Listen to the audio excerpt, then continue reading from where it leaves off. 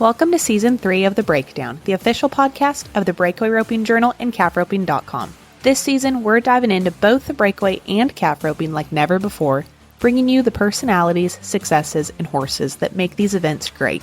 You can expect training tips from the top ropers, stories from the road, and industry news that goes beyond the numbers. I'm Taylor Vollen, your calf roping host. And I'm Lillian Kent, your breakaway host. And this is The Breakdown. Hey everyone, it's Taylor Vollen. Welcome back to another episode of the Tie Down Breakdown. I know this episode is coming to you guys a day or two late in the week, so I apologize, but I do think it was worth the wait. We all know young gun Kincade Henry. He has 2 NFR qualifications to his name, and he's working on his 3rd as he's currently 9th in the world standings. The 22-year-old has $114,678.66 won on the year as we prepare to enter September, the final month of the rodeo season. I caught up with Kincade for this week's episode of the Tie Down Breakdown, which is brought to you guys by roping.com. We talk a lot about how he got started roping and how he grew up, as well as his first 2 NFRs, but you'll also hear a lot about how important mental toughness is to Kincade in the mental side of the game. We talk even more about his mental game, who he's had helping him this year, which is so cool if you ask me, and how he's put that into practice this year.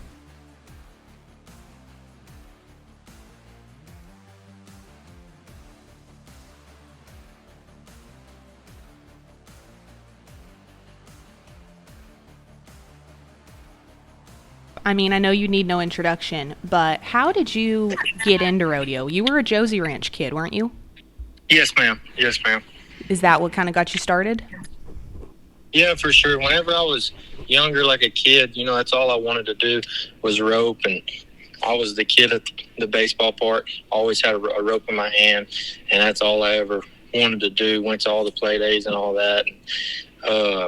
Whenever I was 8 years old, my sister had an accident and she had to quit for a while. So me and my older brother, I have an older sister and an older brother. Mm-hmm. We're all about 18 months apart, but me and my older brother, we both quit because she had to quit. And then I guess it was whenever I was about 13 years old, the doctors told my sister that if she wanted to get back to running barrels and breakaway, and she could. Mm-hmm. So we went right back in it. But in those years in between, I'd rope one time a year, and it was at Josie's. That's the only time I'd rope, and we'd go over there for the week-long school, and my dad was an instructor. So really, whenever the doctors told her that, we didn't just go right back into it. Yeah. I guess I think that might have been in the spring or something, and that summer we went to the school, and then after the school, we all wanted to rope a little bit. So my dad bought a couple calves, and we roped that summer. And then the next fall, that would have been my 7th grade year, I guess. That was whenever I started going to rodeos and went to the junior high rodeos and stuff like that. But yeah, I mean, if it wouldn't have been for the Josie schools in between there, I probably would not be roping right now. So yeah, those schools were a huge blessing to my whole family. What did those schools kind of look like? I mean, just tons of roping, tons of fun. We start off, it's a Sunday through Saturday school, and from Sunday to Thursday, you get up every morning, and we still do the same thing. This was actually the first year I missed it in a while. Really? I go back and help with them every year. Mm-hmm. But from Sunday to Thursday, you get up at 8 a.m. and we rope the dummy till 10 o'clock, and then at 10 o'clock, we get pig and strings. We flank and tie until lunch. And then after lunch, we rope the drag dummy, I think from 2 to 4 maybe. Mm-hmm. And then we rope calves from 6 o'clock till 10:30, 11 every night. It's a full day of roping, and they still, to this day, whatever year we're on, the school's already full for the next year. That's awesome. They get, I think, 60 guys and kids and stuff. And, yeah, it's 7 days of full roping. And then starting on Thursday, we have a match roping, and Friday I think might be like the ribbon roping and stuff and mm-hmm. pictures and all that, and then Saturday is just like a rodeo style roping. Wow, that's awesome. I mean, what a good foundation I feel like that lays. Oh, it's awesome, and it's just having a rope in them kids' hands all day, every day. I mean, they don't have time to do anything else but rope for those 7 days, and Yeah. it's such a great time, and it's a great deal for the kids. Mm-hmm. So I know you were young when you guys kind of stepped away for a couple of years, but if you remember, like I said, I know you were young, but in that time, did you know that you would get back to roping, or were you just kind of, I mean, a kid, just, you know? No, I was all about baseball. I was really blessed. We had a great team, and we won. In those 4 years, we won 4 state championships and won a World Series.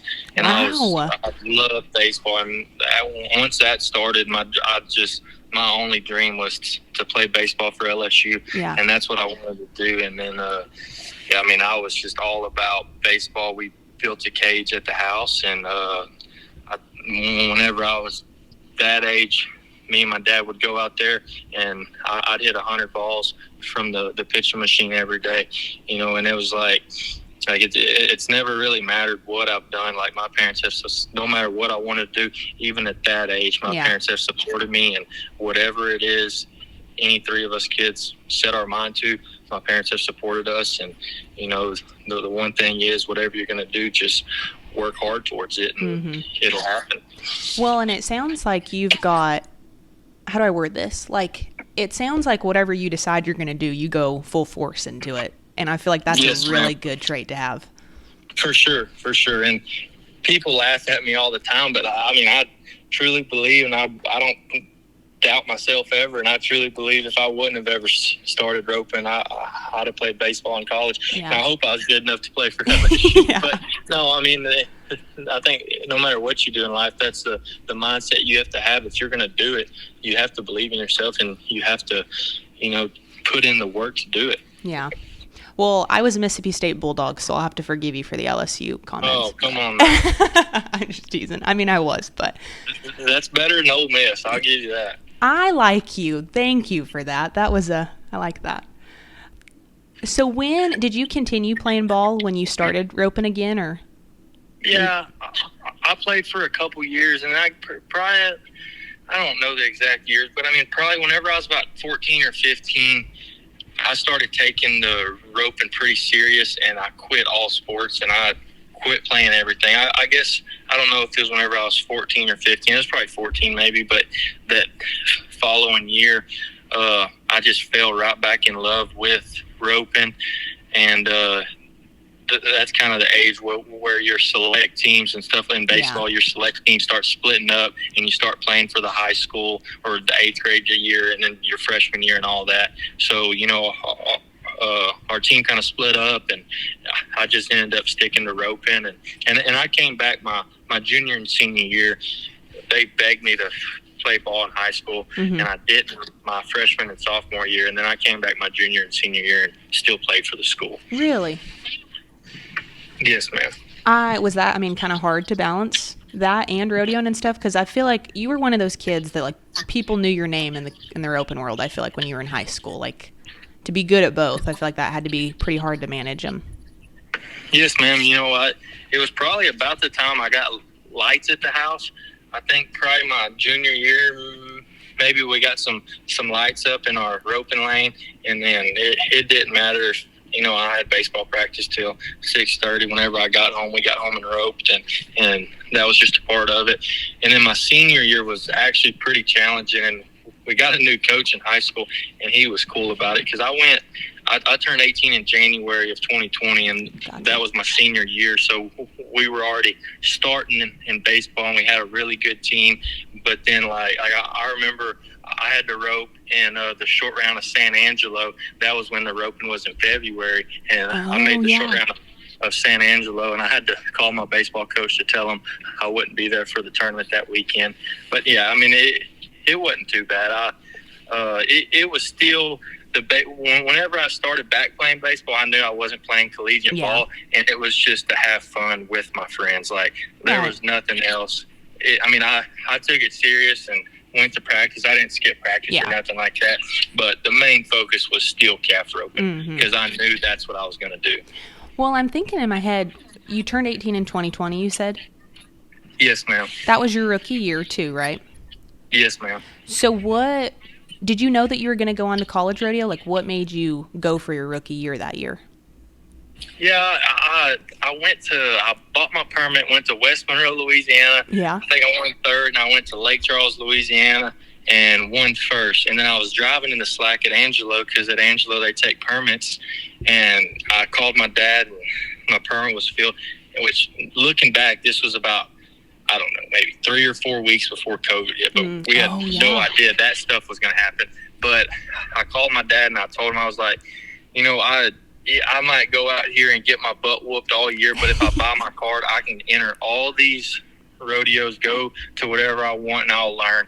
And back to believing in yourself, like, I did not rope near good enough to ever make the NFR in 2020, but I believe 100% I was making the NFR if I bought my card and going to win the rookie and all that. But I knew even if I didn't, that I would learn way more than if I stayed on my permit. And I called my dad, and we talked about it for a while, and I ended up just go ahead and buying my card.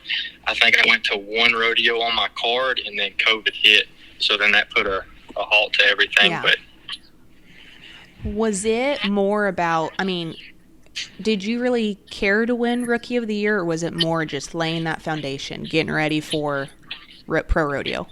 It was straight laying the foundation. It never, like, growing up, I never had, like, a huge goal. Like, it would never cross my mind that I'm going to win Rookie of the Year. Mm-hmm. It would make the national finals and be a world champion, and that's still my goal, and I strive for it every day. But, looking back, if I would have rodeoed on my permit for 2020, in 2021, I would have probably had a great chance to win the rookie. Because in 2020, I got straight battered all year. I mean, they whooped my butt. But I learned so much, and I felt like whenever I came home, I was that much more mature and ready for the next year, Yeah. So it laid a huge foundation, and I ended up, I didn't win the rookie. I was winning it till maybe the last month of the season, and I got passed up. But what I learned that year, to me, that was more valuable than to win the rookie. Yeah. And I guess I'm saying, I'm not just trying to say that because I didn't win the rookie. It really, the stuff I was able to learn not being on my permit and having my card really helped. For sure, yeah. Now, okay, I'm curious. Rookie year 2020, COVID, totally crazy. What was 2021 like then? I know you ended up 18th in the world, was it? Yes, ma'am. It was, so that year we still didn't have all the rodeos, but like the winter rodeos, we didn't have some of them. And then once we started the summer, it was pretty much almost everything. And it was an awesome year, and I had a great winter for the stuff I got to go to, and I was up in the standings, and I don't know when it went south. Maybe probably around the end of July, it got pretty rough, and I got on the outside, and I just remember I was bouncing back and forth. I remember roping at Ellensburg, and I was in the top 15 because I rode in the box, and the announcer over here always says what position you're in the world in. Mm-hmm. And I remember him announcing I was in the top 15. I thought that was the coolest thing ever. Yeah. And then I ended up, I missed the finals that year, but it was another learning curve, and honestly, I had a chance. That was whenever the tour finale was in Salinas, and I went to the tour finale maybe 5,000 back and had a legit chance to qualify to the finals, and missed my second one at Salinas. I tied my first one down, and I just had to tie down the second one, and I missed her, and it was heartbreaking. I was pretty upset with myself, but again, it's just all about learning, and whenever you fail, I feel like if you can learn something from your failure, mm-hmm. it's not as hard to take. Yeah. Do you feel like, too, being at home, having been so close to making the finals, being at home watching the NFR, did that just eat you up? Just kind of like this, and not ever letting this happen again? Oh, so much, and I don't even know. I think I didn't watch it for a couple of rounds. Yeah, bet. I mean, I was probably straight butthurt. And what really helped, whenever I came home from that 2021 season, I got home and Hanchey's Roping's, I think, the second weekend of October, and I bought my horse Mario right before Hanchey's Roping, and I took him to Hanchey's Roping. I took him to Waco and won second at Waco, and took him to the Fiesta and did good at the Fiesta. And I mean, me and him were clicking so good that I was craving it. Like, I just wanted him to run some cattle in for some money. And he's been the biggest blessing of my career. But, buying that horse in October of that year, knowing I would have him for 2022, that was just a huge, huge relief for me. This episode is brought to you by Ropin.com. If you take a look at the 2024 PRCA all-around and tie-down world standings, you'll notice one name out in front, Shad Mayfield. There's only one place you can learn from Shad, Ropin.com. From training tips to flanking and tying to practice runs, check out how the 2020 world champion practices only at Ropin.com. And while you're out on the road this busy time of year, check out our full rodeo video archive selection with decades of legendary calf roping videos from the Mo Bettas to the Spicer Grips. Okay, rookie year, 18th in the world. Then we make the finals in 2022. How do you feel like you progressed over those 3 years to finally get into that first NFR? I feel like my roping's just gotten more consistent, and my roping and my mental game have gotten way more consistent. Like, not making bonehead decisions is one of the biggest things ever. Like, at a two-header, three-header, or two and a short, see your start and rope the neck. And if the calf takes the tie, win something. If they don't, get over it, get to the next one. And I think rodeoing for 2 years, first year I didn't have a chance of making the finals, but then having a chance at the last rodeo of the year to make the finals, I think I matured so much. And just knowing that and believing in myself that I rope good enough against these guys to where if I go make my run at the 80 rodeos they give us, I'm going to make the NFR, and give or take 5 to 8 to 10 rodeos where you are going to have a good calf and you're going to make a mistake, but still with the 70 left, you're going to get kicked and stuff. But just believing that if I make my run at the correct rodeos, that at the end of it, I'll be in the top 15. And that's kind of where in 2022, in 21, it kind of showed me that, hey, I can do this. It's possible, especially with the horse change. And that was just huge to me, just having that confidence, knowing that if I do my job at the end, it's all going to work out. Tell me a little bit about, if you don't mind, that first NFR. I remember you won, 115,000 there in Vegas? Yes, ma'am. 2 go rounds. But it kind of had some challenges, too. Correct me if I'm wrong, of course, but tell me about that first finals. Yeah, it was awesome. And really in 22, I didn't think I was going to, towards the end of it, I got popped out. And I roped at Spring Hill, Louisiana, and thought I had to place at Spring Hill and Pasadena, and I missed at Spring Hill.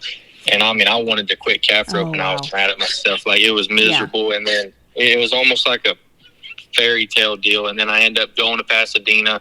I have to win maybe 6th, and I won 5th.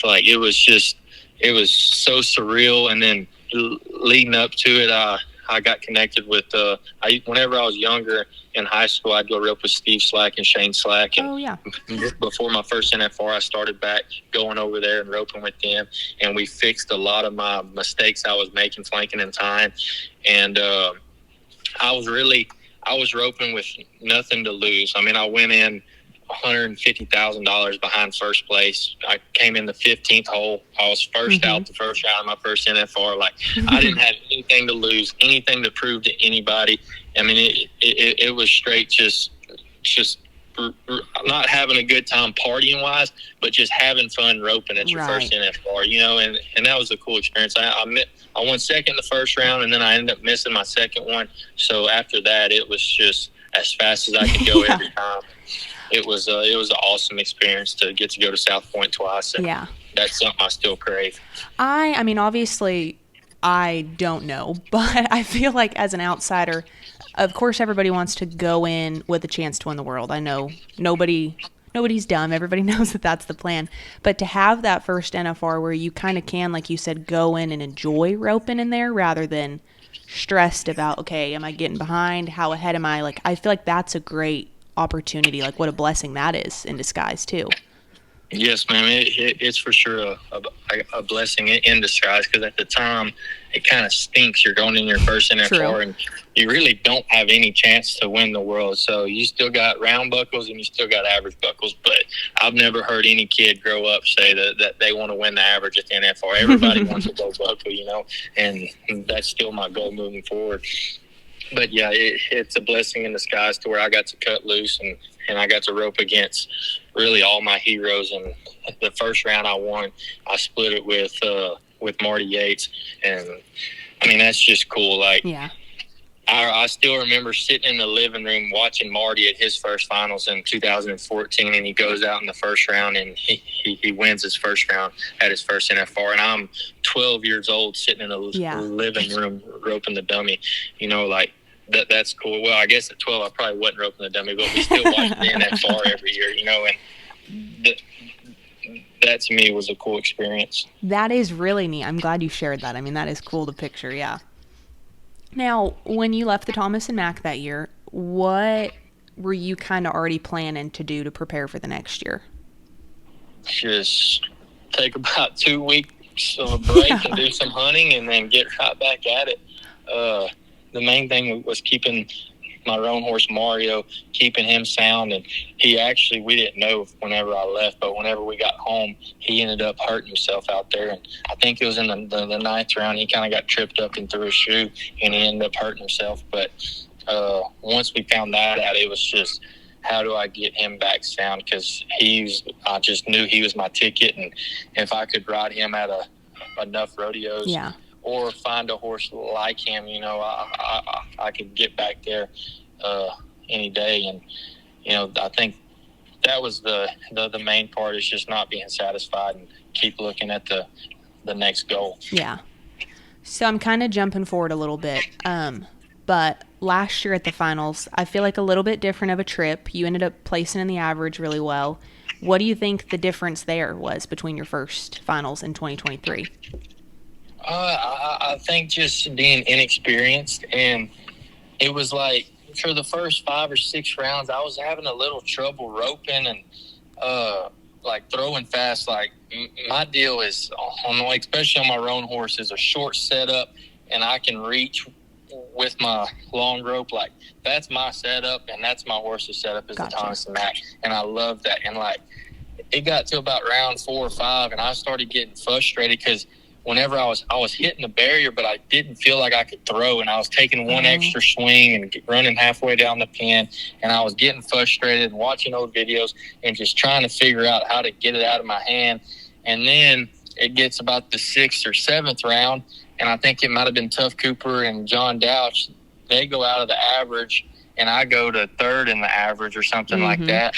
And then it was like a mental block. Like I was just roping way too safe. And with that being said, like Haven and Riley were running at each other every night. And I was just, in the back of my mind, I didn't need to mess up just in case one of them mess up trying to go so fast. Then I could move up to 2nd in the average. So that's all the stuff that was going through my mind. And all that was blocking my roping. Instead of just going in there and roping and trusting myself that I am going to hit the barrier and I am going to rope the neck, instead of trusting myself, I was just really overthinking it. And it was a huge, huge learning curve, because just like I'm 3rd in the average in the 10th round, and I had to be 14 seconds to win 3rd in the average. And I figure 8 a back leg, roll around down there with her. I ended up being 15. I dropped a hole in the average, but very easily I could have went straight out of the average. And everything that I just did all week backing off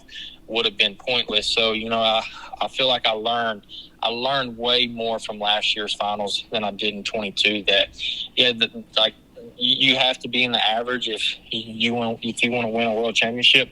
But against these guys, you're not just going to go tie calves down and win anything. You have to be going at it every night, and that's kind of what I learned from last year's finals. You've said it like we've talked about it quite a bit, or like you've brought it up, but mindset and just the mental game seems to be very, very important to you. Yes, ma'am. I know you talked about it in an article we just did, but why is that so important to you? And just, I know you've kind of had some help this year, right, with your mental game? Yes, ma'am. Tell me a little bit about that, if you don't mind. Yeah, so I got connected with Chad Bowling. He's the, not sure the correct terminology, but he's the mental coach for the New York Yankees in MLB, the Dallas Cowboys in the NFL, and then the Dallas Stars in the Hockey League. But he's awesome, and he's helped me since, I guess, the winter of 2022, and I still text him every day, and probably 2 or 3 times a week, and I talk to him on the phone about twice a month. He's a busy man, if you can imagine. I bet, yeah. He takes the time to talk to me, and just the main thing for him is just like always being where your feet are, staying in the present, not looking too far ahead of yourself, and just staying neutral. Positivity is an awesome thing. Everybody knows negativity kills, but don't be so positive that you're hyping yourself up for nothing. Like stay neutral, stay where your feet are, and keep your mind present. And that's one thing that I feel like kind of gives me the edge over some guys, is that, because it's so tough out here rodeoing, and it's getting easier in the Northwest County. It's a little simpler, but in July and early August, you're driving somewhere every single day, roping every single day. If you go a week or two without plucking a check, it gets absolutely miserable out here. And I think that's kind of where I can get the edge over some guys is my mindset. So, okay, I'm thinking, when would you have started talking to Chad? So I started talking to Chad around, my uncle, it's my dad's first cousin's husband. I call him my uncle, my second cousin, or whatever you want to say. Yeah. He was the quarterback coach for the Dallas Cowboys for a while. That's awesome. And there's a book called "It Takes What It Takes" by Trevor Moawad, and it was a book I listened to, and I roped at the short round Fort Worth. The short round. Yes, the short round at Fort Worth. I'm sorry. No, you're good. And then I missed in the short round or something, or finger ate a leg. I don't know what I did, but I went up to the stands and I was talking to all my family, and he was there. And in that book, Trevor's saying is the best is ahead. And my uncle, he said that. And my uncle used to be the offensive coordinator at Alabama. And in the book, it talks about how Trevor worked with the Alabama football team and all that. And I asked him, I said, "Did you know Trevor Moawad?" And he said, "Oh, yeah." He said, "I was real tight with him at Alabama." And then they worked somewhere else together, too. And Trevor's business partner before Chad left was Chad. And they had a mental complex or something, but anyways, they were business partners, and then Chad was working for the Cowboys with my uncle, so they were all connected. And he said, "Man, I'm gonna get you hooked up with Chad Bowling." And he sent me Chad's number, or he sent Chad my number, and we got in contact, and we've been in contact since then. And it's been huge to me and my career. Yeah. Well, so I ask because I'm kind of connecting the dots, maybe wrong, but out of order. But, you were talking about like July and stuff, that's like a hard month. It can get really hard out there mentally and stuff. And I know you had to mount out over the 4th, didn't you? Yes, ma'am, I did. So having that, I'm thinking having that, having Chad there to talk to and stuff, and having that mental game that, God, I can't get the words out. That level up, I feel like probably, you probably had to use it quite a bit during that time. Oh, for sure. Like out here, you never know what's going to happen, and you got to expect everything, and you have to be ready for everything, I guess I should say. And just bouncing from horse to horse over the 4th, and then I still ended up having the best 4th I've ever had. Just like, I think that just kind of shows, how I've progressed mentally. And I'm not saying that to tell anybody else that. It's like almost like a reliever for me that I can see the progress on how I've grown as an athlete mentally, and the mental toughness side of things. It helps me because I know what I'm doing, working with Chad and reading this stuff and reading these books. Like, I can see it helping me, and it's a huge relief, and it makes me want to learn more about the mental side of sports. That's awesome. Yeah. I just think, I mean, like I said, outsider's perspective, like the 4th of July of all the times of the year to have to mount out and for you to go on to win Greeley and stuff, like, I mean, that was impressive. So I figured the mental stuff had to really be at work right there. But yes, ma'am, for sure. Just always staying present and not worrying about stuff you can't control. I think that's 2 huge things in this sport. Mm-hmm. So speaking of the present, 9th in the world right now? Yes, ma'am. How are you kind of feeling as we enter September? And I mean, Puyallup's, next weekend. How are you kind of feeling at this point in the year? Yeah, I feel awesome. My horse, I'm still on Mario. I got him out here for the 2nd round of Greeley, I believe. He's working awesome. I'm roping really good, and I just feel like I just got to keep entering and keep going. I don't know, maybe I got 12 or 13 rodeos left. I roped at Ellensburg this morning. I made a good run. I think I was 9-2. I was a little bit out of placing, but just keep doing my job. It's these last 4 to 5 weeks have just been amazing to me, and last week was my slowest week maybe, and I think I maybe got 6,000 or 7,000. Yeah. And I mean, it's just every week, I'm not worried about the standings. I'm not worried about cattle. I'm just trying to do my job every week, and it's been paying off. And like I said, a lot of credit goes to my horse. Yeah. He's been working outstanding, and I feel kind of bad for him because honestly, whenever I got about 125,000, I told myself I was going to get off of him. And it's just I can't do it. He's he's so good, and these rodeos pay so much that I think I'm riding him over here to Ellensburg, and I'm gonna ride him at Puyallup as well. So it's these last couple of weeks have been huge to me, and from here on out to the end of the season, it's the same thing. Just keep roping, keep doing my job, and I believe everything will work out. I know, too, I mean, perspective, and again, I could be wrong, but I know this is a crazy time of year, and it can be really stressful for a lot of people, but with Puyallup and Sioux Falls and all the money you guys get to rope for, I mean, that's kind of exciting, though, at least. I mean, that's something to look forward to, I feel like. Yeah, it's huge. I was talking about it with a buddy the other day. If you have a good Puyallup, Mandan, and Sioux Falls, I mean, you could win. Just say you win 15 or 20,000 at Puyallup, you win 10,000 at Mandan, and you can win 30 at Sioux Falls. Like, that can put anybody in the chance to win a buckle. And I mean, it's awesome the money that we get to rope for this year, and they added the Mandan one. Yeah. So it's awesome. Like, I mean, usually this time of the year, and I'm not saying I don't want to go home because I'm starting to get a little homesick. Yeah. I'm a huge outdoorsman. I'm ready to get in the woods somewhere and not talk to anybody. But to be able to have that much money in these next 4 weeks, and I didn't even mention Pendleton. Yeah, but yeah. For the next 4 weeks, a guy could clip him for 75,000 if he won good everywhere. And I mean, if you don't get excited about that, you probably should quit calf roping because that's really unbelievable. Yeah. Perfect. Well, Kincade, I really appreciate you